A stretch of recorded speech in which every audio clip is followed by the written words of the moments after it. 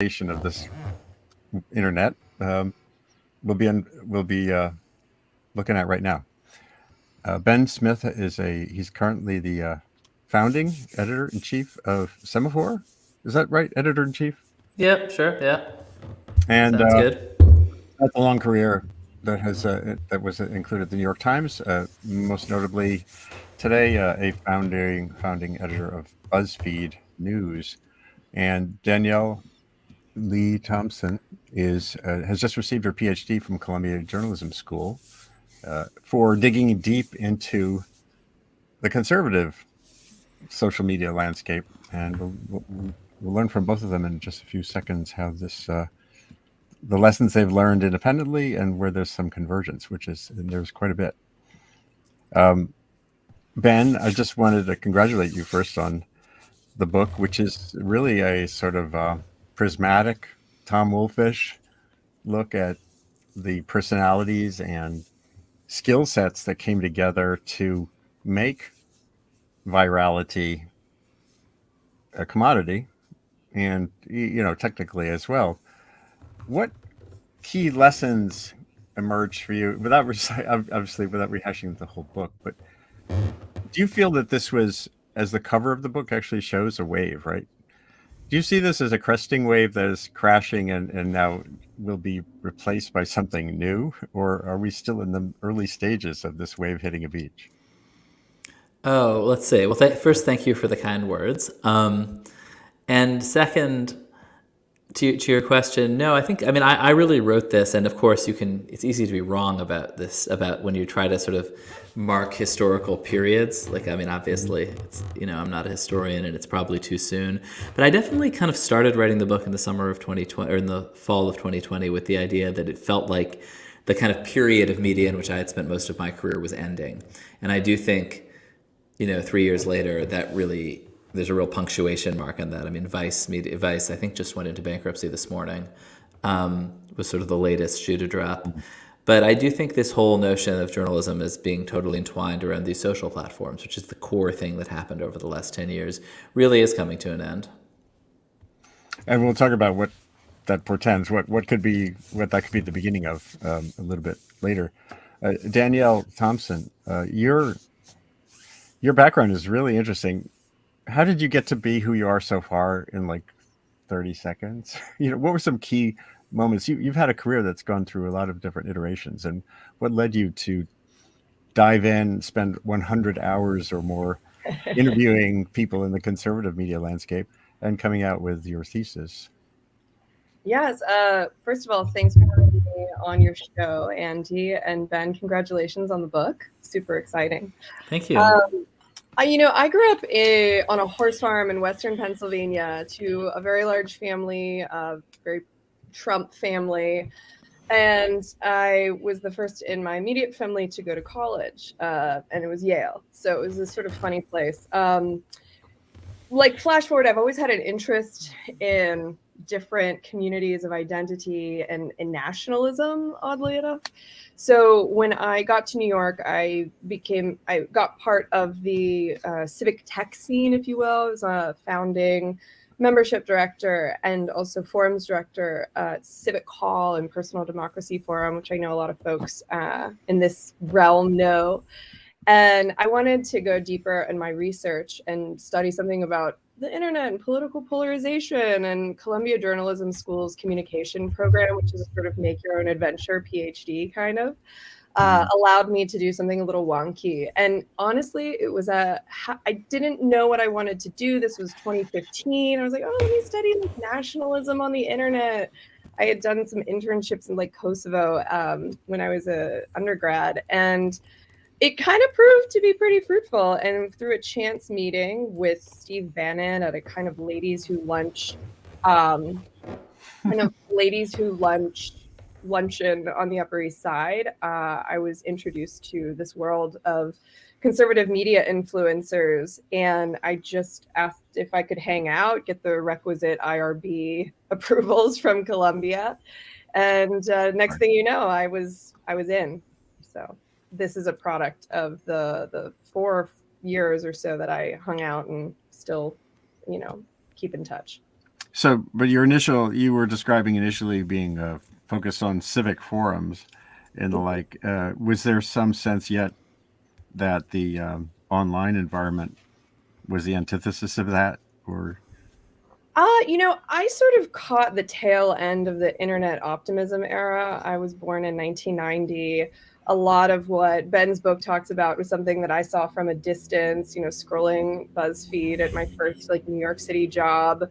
And so when things started going south, it felt almost natural and predicted, um, especially as you saw growing up in the 2000s and then teens as a young adult, seeing the ways people treated each other on the internet. There was some really beautiful ways of coming out to the world and yourself through anonymity, which I've always loved on the internet. But then there was also some really dark things. And I think I was interested in how do you just be civil on the internet? Is that even possible? Is there some ideal way to be online? And I think the rest of the world always discovers this in some ways earlier than the US. Learning that spending time in the Balkans as a young adult will teach you some things about what war and conflict does when you're online. So I think I had some inclinations as to some of the future problems we had, but I didn't have the words for them yet. So let's flip back to that sort of early aughts time, Ben, and not just your reporting for the book, but your personal experience. What got you? I assume you were excited when you joined the online world as a journalist. Oh yeah, I mean, I was a sort of a political reporter in New York, having bounced around a little. Was a cops reporter in Indianapolis for a bit, and was out in Eastern Europe, the more peaceful parts of Eastern Europe, as a stringer for the Journal before that. But was writing about New York politics in 2004 and reading all the blogs that were covering the presidential campaign, the national presidential campaign. In the Ofer campaign, there were all these sort of disputatious, opinionated blogs that played a huge role in sort of in the arguments around, the Bush and the Iraq War. And there was, there was nothing like that there. And I was working for a weekly newspaper, and it just seemed so obvious that there were all these sources I was talking to all day. It would be cool if I could talk to them all in one place. And I remember thinking that if I got 100 readers, that would kind of be amazing. And when I got 1,000 readers a day, that just seemed wow, that's, that's basically the entire universe of people who are interested in this nonsense. And so and so I think for me it was just really as a reporting tool, in just the core thing you're trying to do as a reporter, gather information and tell people about it. It was so obviously superior to the New York Times of that moment, the sort of main competitor, which was putting its edition online at midnight every day. So if the mayor had a press conference at 11, you could go have lunch, write a little thing about it, and for 10 more hours, there would be no other way to find out what had happened that day in the most sort of stupid, basic ways, but also it kind of created this amazing two-way feedback loop with sources that I think a lot of people feel is very natural now, but was really intoxicating at the time. Yeah, that my internet journey really started. It wasn't politics, but it was at the North Pole in 2003 when I was there doing my standard job as a New York Times reporter, and a web editor at the Times, Rebecca DeMoline. I can't remember if we were on the satellite phone or she emailed me, but she said, "Hey, let's do a reader Q&A." I was like, oh, that's interesting. And I was there also videotaping and photographing, not just writing. And we did that. She posted a little thing on the web, and it was like, oh, wow, readers are asking questions. And I'm answering them from the sea ice floating, 30 miles from the North Pole. And by 2005, I did a proto-blog and even a podcast for one of the climate talks. But as you said, the Times it was like we did it despite the Times, even though I was at the Times. It wasn't kind of them leading the way. And Right. You in the book you had that section on when the big media, including the Times, kind of started to shift gears. Does that feel like it was a battle in a way, the sort of upstarts and these big entities? Yeah, I mean, it's really an interesting story. I mean, it's sort of a story about organizational change, actually maybe only interesting to the two of us who worked for the New York Times at some point. But there was this, huge disruption around just, how information was being distributed, really, in the early aughts. And almost everybody moved faster than the Times. Like the Washington Post started lots of places started digital things. And the Times was like notably half-hearted about it and careful and slow and out of touch, but also did not get the whiplash that other places did of constantly jumping on the latest trend. They followed very slowly and very cautiously. And then and then A.G. Sulzberger produced this incredibly banal and boring report that I didn't understand at all at the time, that said that the New York Times should probably be on the internet like everybody else, but did it in a very Timesian way with all these very senior journalists involved and with the blessing of all the right kind of cardinals. And it really worked. And the culture and people were like, all right, I guess we have to do this internet thing. And it shifted the culture in this very meaningful way. But I remember going by the Times with my boss, then Jonah Peretti, the Buzzfeed CEO, or he had just been to the Times, and he said to me, he had talked to Cliff Levy, this very smart editor who had run one of their news apps. And he was like, and Jonah was like, the problem with the Times is that if you want to launch a news app, you need a guy who has won not one, but 2 Pulitzers to run it, or else no one will take it seriously. That's so funny. And in the meantime, you were in this kind of environment, which was much more agile, I assume, and implicitly experimental. Although with a driving interest on this word traffic. By the way, I took that picture the other day at Logan Airport. Even as BuzzFeed News is closing, there are these BuzzFeed like stores at airports. I had no idea.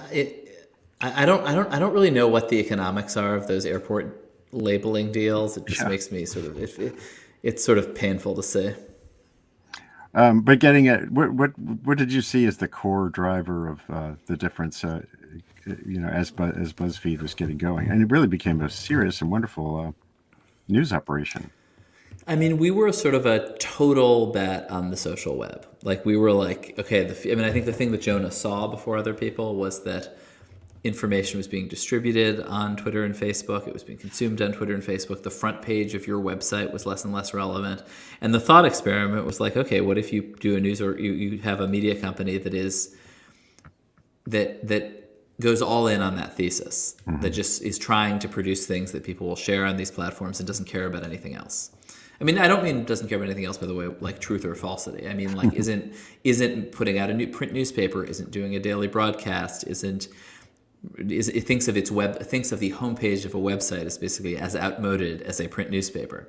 And it really, in news, what basically works is scoops. And so it meant that my reporters were frantically trying to break news that was not yet on Twitter and put it on Twitter. And they sort of saw that as their jobs, which was, before Twitter became this hellhole, was pretty fun.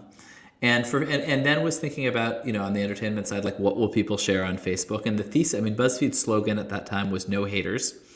And the thesis was that people will share like pictures of their kids and their friends' kids. They'll share funny, memes and jokes, and they'll share like thoughtful articles or positive, things about how you can save, things that will restore your faith in humanity. Pictures of people pulling drowning goats out of the river. But like nobody's going to share crazy, toxic politics, because then you'd look like a lunatic, and who would do that?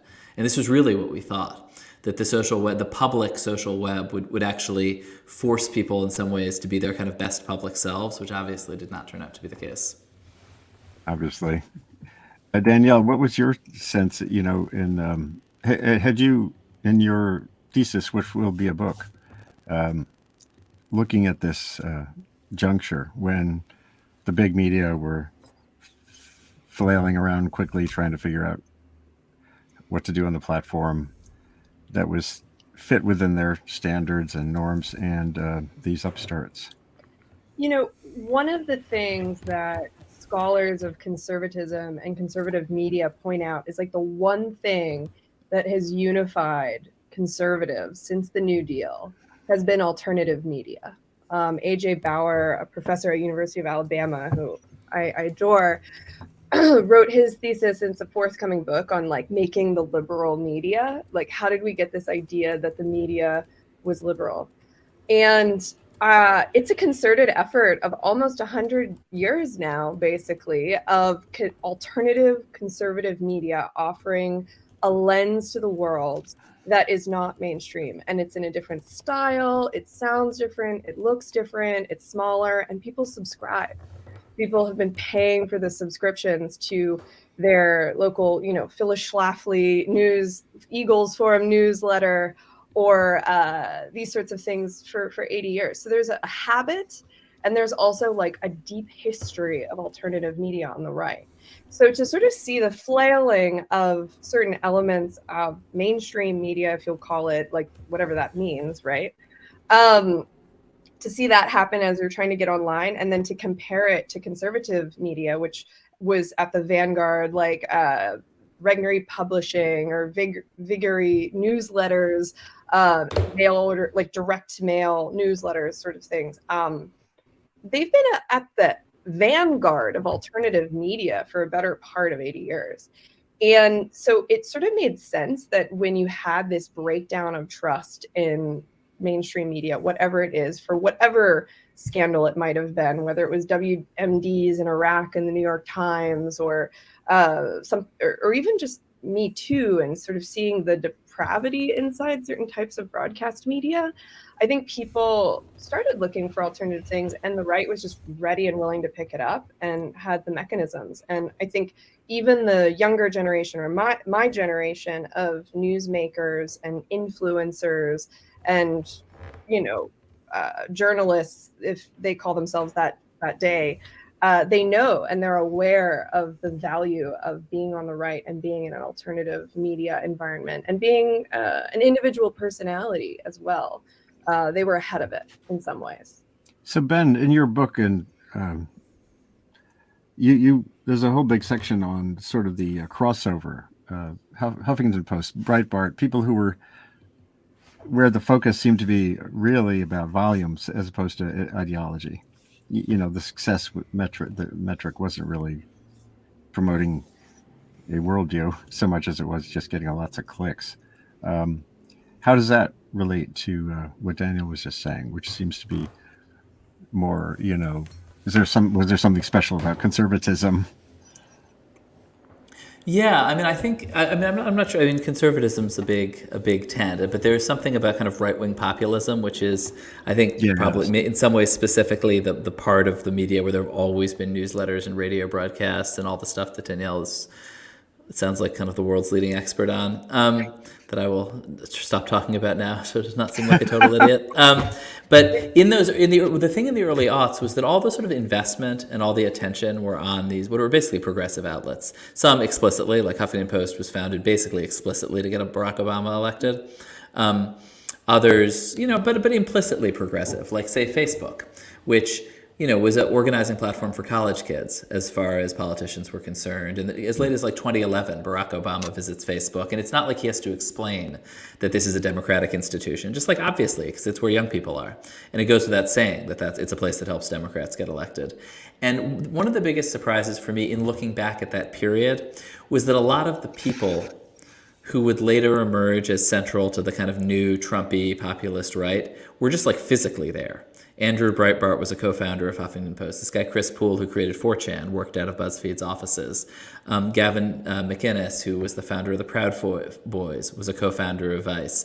Bannon was super interested in Huffington Post and had come in and looked over Jonah's shoulder when he was a banker and was, and it wasn't like they were, and then I think, right-wing populism in particular was incredibly well adapted to the tools of the 2010s, because it was, sort of anti-institutional in its DNA and interested in taking down institutions. It was and as part of its style, which I don't think was only about the internet, was about a kind of transgressive, offensive speech or lies that would create a reaction and create a fight and friction and that stuff. I mean, it works on television, right? It's not like it was just an internet phenomenon, but it really particularly lent itself both to the internet in general and to the really specific mechanisms that Facebook was trying out in 2015, 2016, 2017 to try to drive, what did they call it, meaningful social interaction. which really means like I post something super offensive and then you tell me to shut up and I tell you to shut up, and it goes on for a while. And the system says, wow, these people are really having a great conversation. And and then I think these sort of political entrepreneurs like Steve Bannon, who just wanted to like follow the heat wherever it led to Trump. That's where the traffic was. And in 2016, I went into Trump Tower, and there were no ladies who lunched, just me and Steve Bannon. But there's an excerpt from your book right here, and Danielle was on the same theme. So tell us about that. And met with him, and he was very interested in Buzzfeed, and was really particularly interested in and kind of surprised that we hadn't gone all in for Bernie Sanders, because that's obviously where the traffic was and where the energy was in the Democratic primary. And I think he asked me why, and I said, well, like we're journalists, we're trying to be fair, like we didn't see our role as cheerleading, and he just found that kind of incomprehensible. Yeah, journalism incomprehensible to Bannon. And this came up, Danielle, in your you also interviewed Bannon, right? Tell us about your interview with him, and interviews if there were more. And then this idea of the war of position to me seems really interesting, sort of building a picture of the landscape that the war plays out on. Of course. My last interview with Bannon was, I assume it was right before the Hunter Biden laptop leak. So there were a lot of phone calls interrupting our interview during that time. But, there's something, Bannon's old producer, Vish Burra, who's now Santos's Congressman George Santos's operations director, very much good at getting news about himself these days, told me once in an interview that right-wing populism doesn't have an ideology. We just have vibes. Like, we have style, we have vibes, we have symbols. It's you got to have vibes. And I found that really interesting, so much so that I wrote a whole chapter in my dissertation about right-wing populism as like not a style, not having or their ideology not having so much beliefs as a style. And this goes back to Antonio Gramsci. So everyone hears about politics is downstream from culture. And normally that's attributed on the right to Andrew Breitbart. But it's actually from Antonio Gramsci, which Bannon did know was from Gramsci. That was one of the most interesting things in your dissertation of that section was the fact that Bannon is pretty deep on this stuff. Yes, like he definitely knows his references very well, and he really throws them at you all the time. I don't know if this was your experience, Ben, but sometimes he would throw references out at me, and you would either feel stupid for not knowing them or wonder, did he know what he was saying as well? So it's very overwhelming. It's very flooding the zone with chaos and shit, which another one of his favorite monikers. Mm-hmm. But so Gramsci, he had this idea of the war of position versus the war of maneuver in politics, right? So the war of maneuver is what Democrats love to do. They love the metrics, like how many yard signs are we going to do? How many doors are we going to knock? What are the clicks? What are the impressions? Like how many people are we going to call? It's a sort of like tactical way of approaching language and politics. And the war of position is like kind of, okay, whatever the tactics, you need to own the rhetorical landscape. You need to own the language. So for instance, saying pro-life as opposed to anti-choice, right? The fact that a lot of people, even very earnest people who are pro-choice, will say pro-life to describe folks who are against like life-saving access to abortions, like that's a big rhetorical win. And it definitely changes the way we think about language and how we think about politics. So what Bannon was out for in a way, and what Breitbart was out for, and what a lot of people, I think on the right who care about style and tabloid and that fight and that drama, they want to own the war of position. They want to own the language and the terms with which we describe reality. So to get to the point of our general conversation right now about like, can we survive reality on the internet? It's like, well, who's dictating the language that we use to talk about our reality? And that is your your quick little lesson in Gramsci. Yeah, but that takes me back to Ben too. With that, Ben, what you said about Facebook's algorithm, that big shift. It feels to me like there's something about that strategy or that war position approach that Bannon has that will always be more favored by these algorithms. And this gets to the question of whether there is something after the crashing wave of whatever just happened, whether there can be a system for communication on these issues online that can have something other than that quality.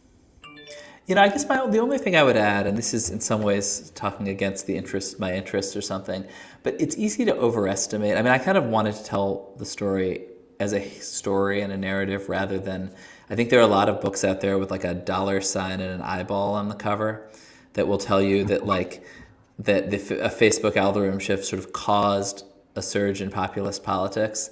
And I think it's a complicated world. I'm not sure populism was primarily a creation of Facebook. America, the world have gone through these spasms of populism.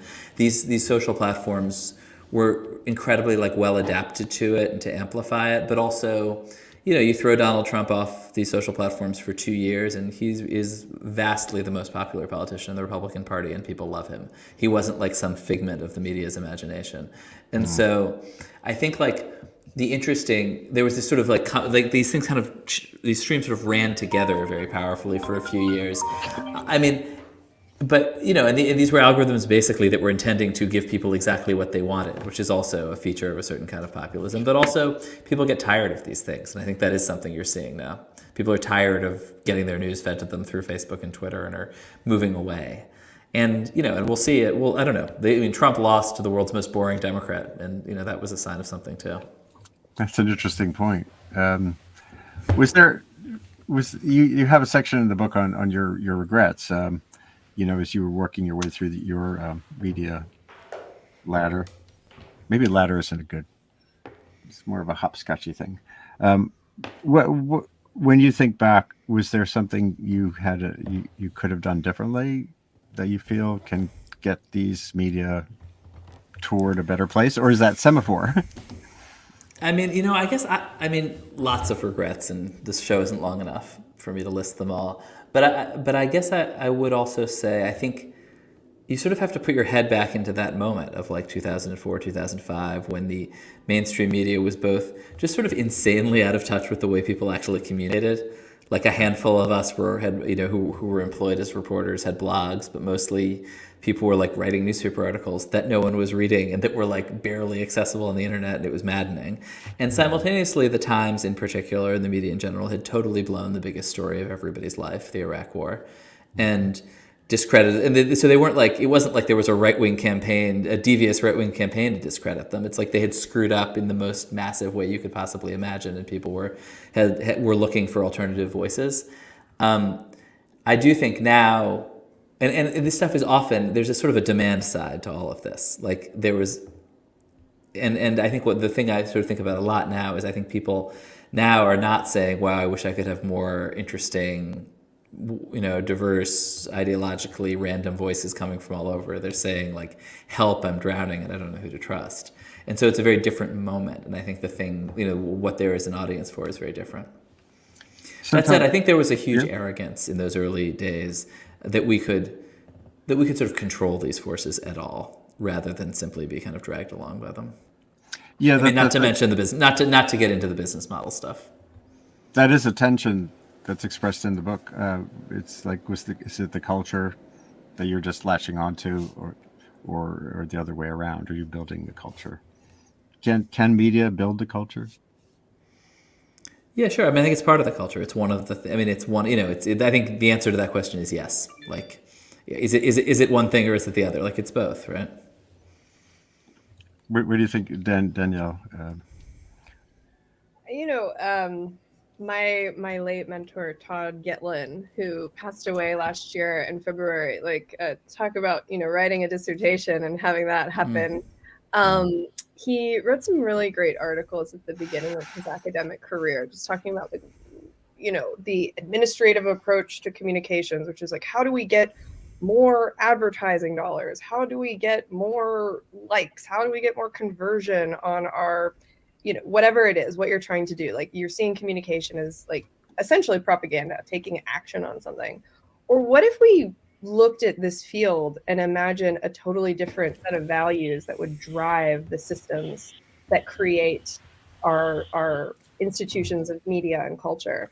And I thought about that a lot while I was writing this doctorate. And when I was reading Ben's book, like I sort of had this like matrix in my brain of kind of like 4 types of audiences and people. Like, you had Gawker, and they were talking to the media elites, like the New York media types, and HuffPo, which was talking to elites generally, and Breitbart, which had this everyman attitude about itself, which was really just the tabloidification of niche political news. And then there was Buzzfeed, which in some ways to me felt like the VC-ification of media. And it was at a moment right when I came out of college, and everyone was like, VC money was easier to get than a first date. It was something that was, well, it depended on who you were and what you looked like. But I think that there was this attitude, I think, that, it was the clicks, it was the energy, it was what is the system creating, and what is creating based off of the system. And there's this dance between the affordances of what the algorithm is incentivizing and the culture that wants to get a piece of that action. And conservative influencers are very aware of that, and like beauty influencers are really aware of that, journalists are really aware of that. And now I think, it's a really exciting moment because everyone is hip to it. Even the older ladies on the Upper East Side are aware that there's such a thing as an algorithm, and it's feeding them something. And I'm really excited to see what's happened with like the Fediverse, and it feels like the internet when I was a teenager, and you could go on MySpace, and there's like these weird corners of the internet now, and it's like getting weird again. And it's very exciting to see that, because people want something, a structure that isn't an algorithm feeding them information, which is exciting. So Ben, talk a little bit about Semafor in that context. What have you built here, and what's your goal? Yeah, I mean, it's funny. I mean, I feel exactly the same way about the internet right now, that it's that these sort of huge, nobody wants to be in this huge open space where everybody's screaming at each other. And a lot of that is like, I mean, some of what is replacing it is the Fediverse, but it's also like text groups, I think, is probably the main thing that's replacing it. Like a Signal group has basically replaced Twitter for me. And a zillion other things. One of the things I do think, and this is part of really the thing behind Semafor, is that people are really sick of feeling like they're manipulated by algorithms, and really like the idea of having a person who is helping them navigate this whole space, like an expert who is a real human being who is steering them through this chaotic situation. And I think that's, and so in a way, like, I think our sort of core editorial proposition is that is transparency. That you have an author whose name who's going to separate the facts from their analysis, who's going to include other views and include ideally disagreeing views, and then try to pull in sources from all over that are that share the same facts but have quite different perspectives. Because and I think one of the weirdest sort of behaviors of contemporary news consumers, myself included, is you read something in a publication that you really like and trust, like the Times, and you think, I don't know, is this true? And then you Google it, and then you read like 7 more stories on the same topic, which is like, half of them with weird pop-ups all over your computer. And it's like a really bizarre, terrible thing to have to do. And so to some degree, we're trying to answer those consumer problems. Yeah, as a journalist, I'm always doing that. When I taught at Pace University, I taught a course called Blogging a Better Planet. And a habit I tried to inculcate in the students was we had what I called a backtrack journal, where just take one thing that crossed your screen during the course of the day that either excited or pissed you off, and track it back. Like, just take it back to its source, whether it was Instagram, back to something else, And That's interesting that what Danielle just said about grandmas on being aware of the forces that are shaping it. I'm not so sure.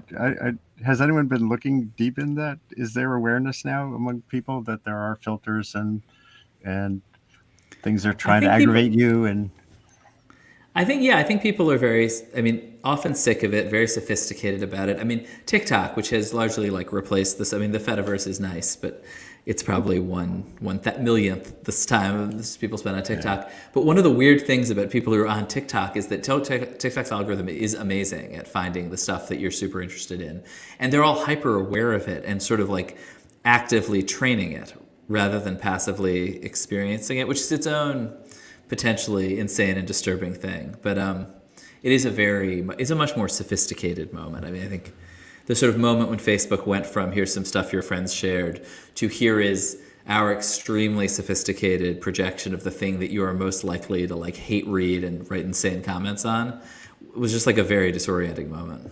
And I do think people, yeah. that's interesting that people are sort of taming their dragons like that. You're saying on TikTok, at least, there's the audience is aware of this and working with it. That sounds like part of another book to come. Yeah, I don't know. Anyone Yeah, who's tried to get married or have a child in the past 10 years knows that like the minute you start Googling like wedding dresses or like Instagramming wedding dresses, like oh, next for thing sure. you know, it's just, and it's impossible to get rid of after that. Yeah, but the thing is, it also has gotten bad. I mean, I don't know. I mean, I haven't bought a wedding dress lately, but like, it's for the things that stalk me around and that I shop for, like tennis rackets.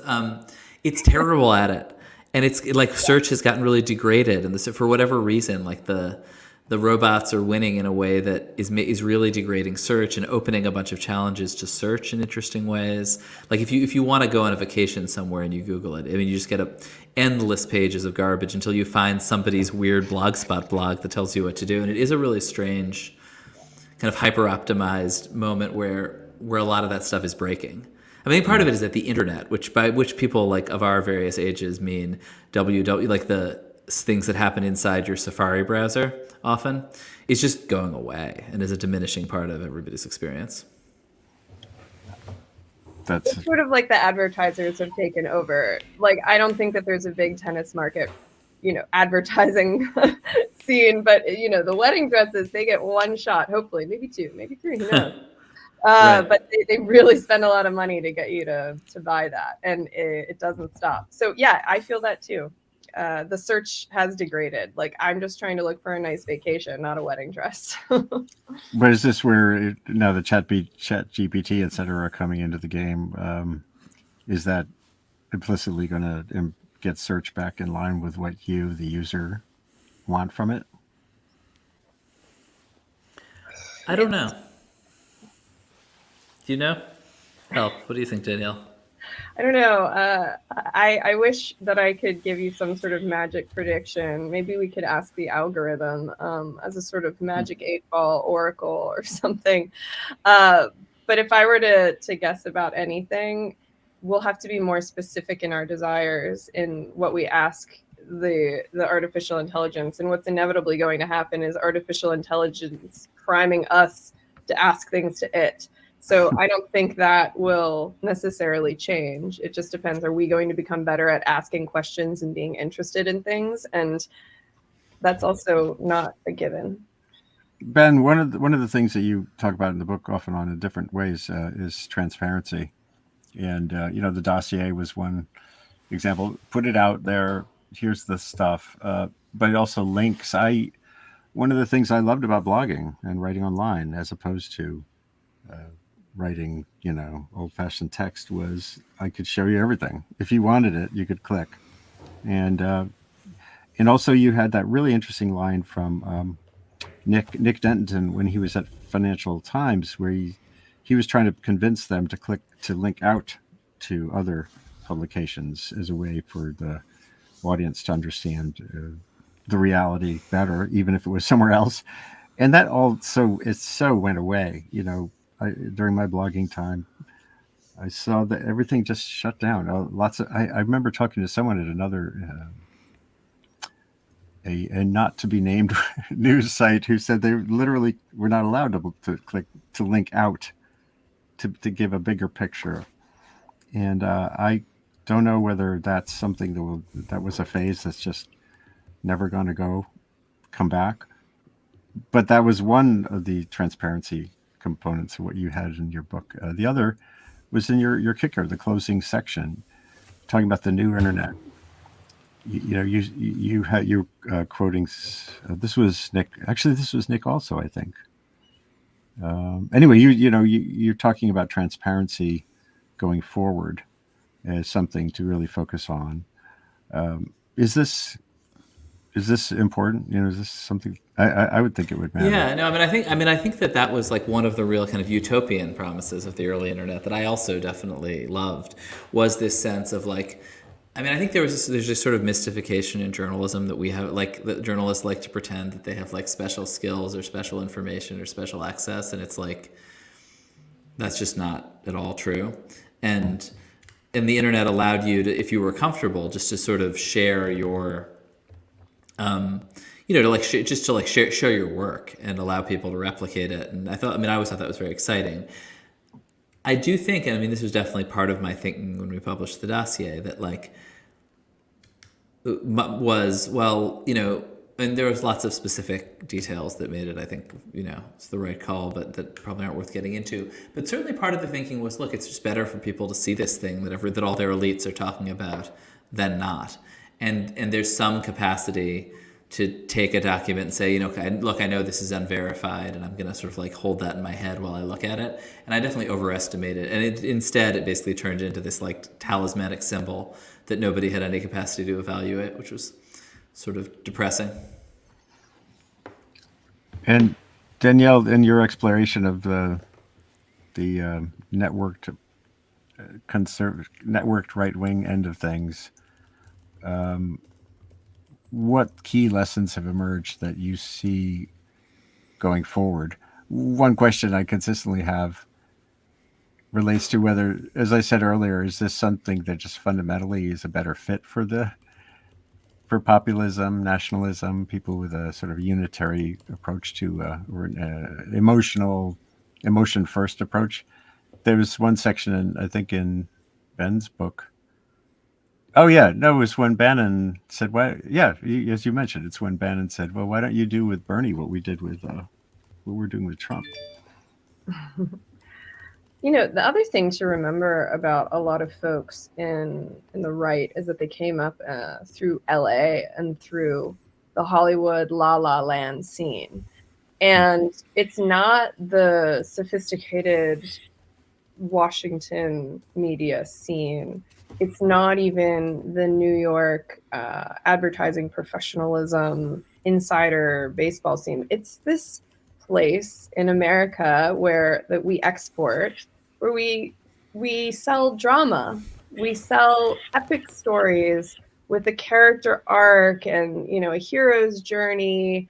And there's soap operas, there's historical films, and I think that a lot of them got that. Bannon put a value on it, right? Like that's how he got his start out in Hollywood, was learning how to put a value on a Hollywood studio, like a financial value, when he was at Goldman. And so there's an interesting thing here of like, how do you value epic and how do you value drama? And even someone like a influencer media personality like Jack Posobiec, he was a Game of Thrones blogger when he got into this. And well before the whole Pizzagate scandal drama. And I think like what you have to remember is these are folks who are offering people who don't feel represented or heard through the facts, or even if their opinion is expressed, but it's expressed in a style or language or from people who don't look or feel or sound like them, they're not going to trust it. But something that we can all speak in America is this Hollywood epic WWE kind of kayfabeization of reality. And that's another chapter I had in my dissertation. And I think if I walk away from this, and it's something that I'm now as I turn my dissertation into a book is thinking about like these grand narrative epics and these arcs that they are able to create. And you can have pieces of facts in there, pieces of reality to support that story. And that's a language that we all speak in America. It's kind of like what the American dream is. Yeah, and actually, Ben, you built your book largely around two epic narratives, two of the pioneers, Peretti and Denton. What is the takeaway from those personal arcs? I've seen conflicting. Some people who are also immersed in that time feel it wasn't so oppositional. That they really, I don't know. What do we tell? What can people learn from that part of the book? Yeah, I mean, I guess I thought they were interesting. I mean, they weren't the only or necessarily always the most important characters of the era, but they were really ideological. I mean, I think that's partly why and both of them really ran into trouble. Like they had Nick really believed in these ideas around that what the internet could do was this kind of utopian exposure and sort of transparency, which at its best was like, sort of holding the mainstream media's feet to the fire for the Iraq War or photoshopping models or all sorts of stuff like that.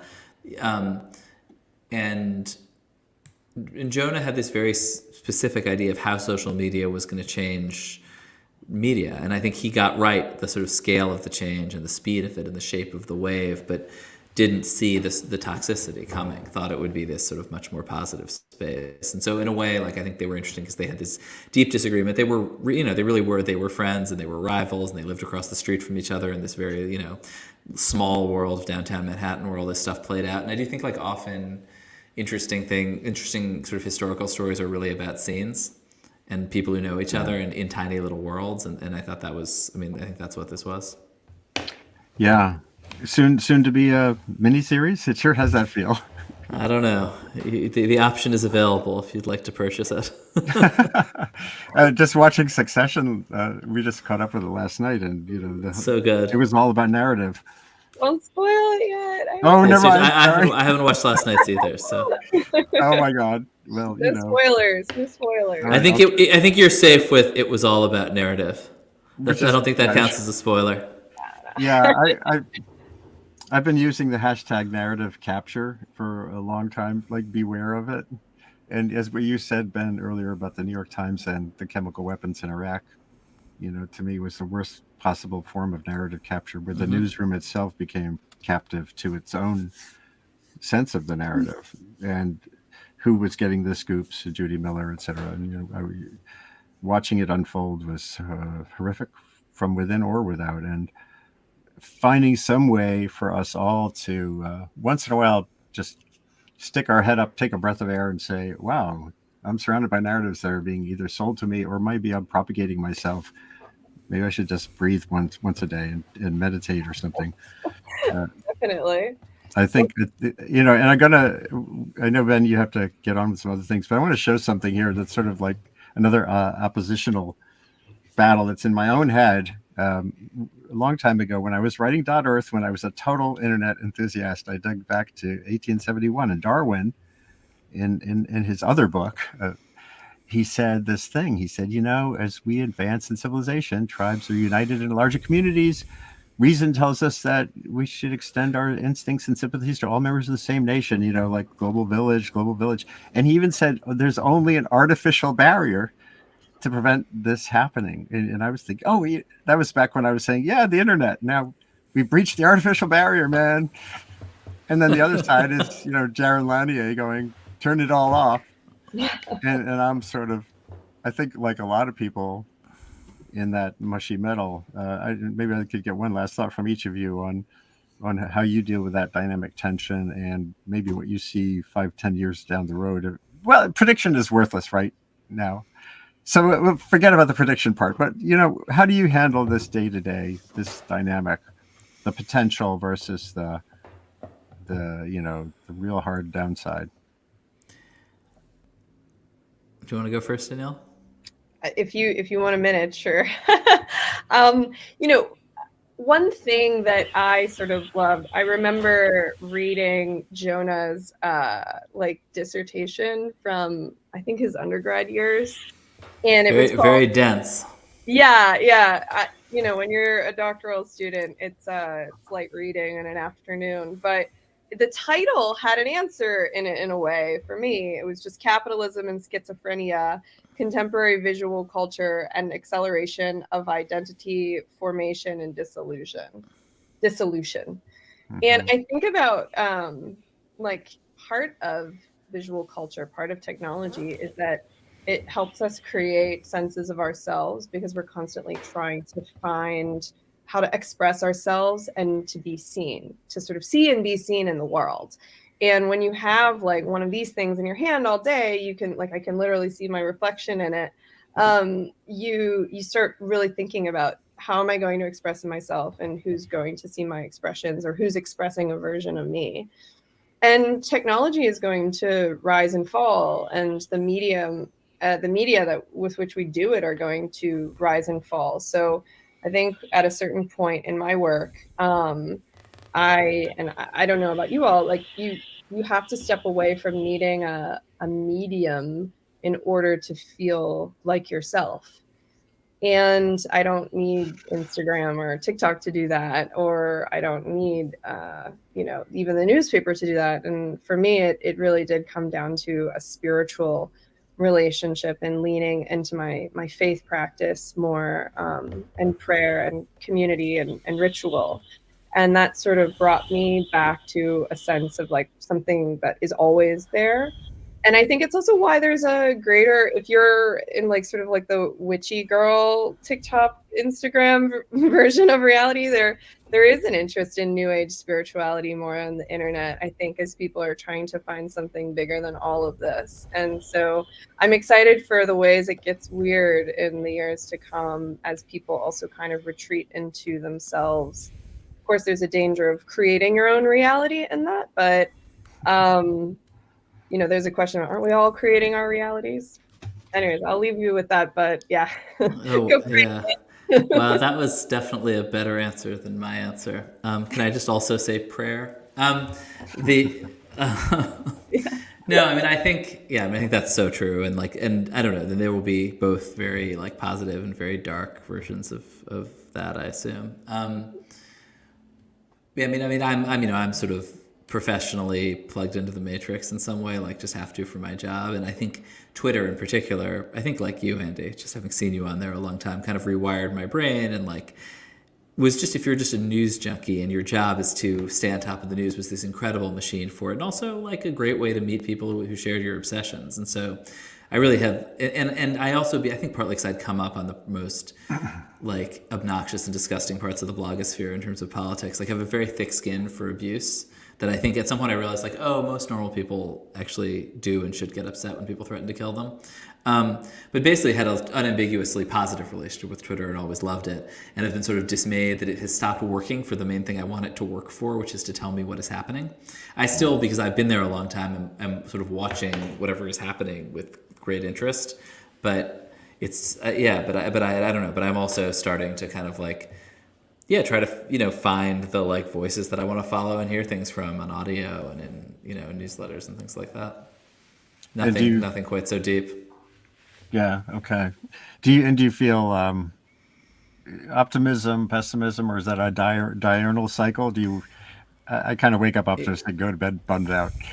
Yeah, I think I tend not. I don't like the conversation about like, there is this new technology. Is it good or bad? Like, it's just how to, it's hard to know, I think. Yeah. Let's stop having that conversation. Yeah. Well, I'm really glad we've had this conversation. A little fragmented at the beginning because my technological ineptitude, but we got it done, and maybe someday we can revisit. Good luck, Danielle, with the plans for the book growing out of your thesis. Your thesis is fantastic. I'm so sorry about your Todd, leaving this planet. And the journalism school has some great people still. And good luck with everything you're doing going forward. And Ben Smith, good luck with this book. And even more so, dare I say, good luck with Semafor. Thank you. I think we need as many experiments. As you know well, I need all the help I can get. So Yeah, thank you. especially on these, wicked issues. Yeah. It's really hard. We can talk more about that down the line. So everyone, thank you. This is Columbia Climate School Sustain What Enterprise. Andy Revkin here in Wabanaki Territory in Maine. You can share this as soon as we're done. The links you're watching on, and I'll try to write stuff up on Substack, my Substack version of Sustain What, and go forward into the week. Try to stay sane amid all the noise online and find beacons of rational thinking. That's a good thing to do. Ben Smith and Danielle Tomson are among those. Take care, everybody. Thank you. Bye. Nice to meet you.